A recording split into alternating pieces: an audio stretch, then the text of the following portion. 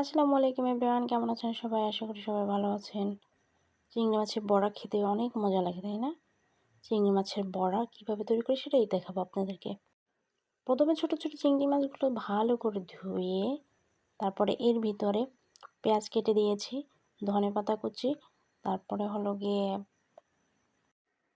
লবণ, কাঁচামরিচ, হলুদ, মরিচের গুঁড়া এবং সাথে জিরার গুঁড়া দিয়ে দিয়েছি। আপনারা চাইলে জিরা বাটাও দিয়ে দিতে পারেন। তারপরে ভালো করে মিক্স করে কড়াইতে দিয়ে দেব। তারপরে হয়ে যাবে আমাদের চিংড়ি মাছের বড়া।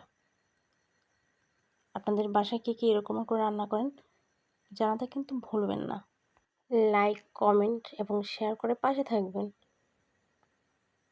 আর হ্যাঁ, আমার 2টি ইউটিউব চ্যানেল আছে, স্ক্যাম লাইফস্টাইল এবং ছোট্ট রাঁধুনি। ইউটিউব চ্যানেলে আমন্ত্রণ রইল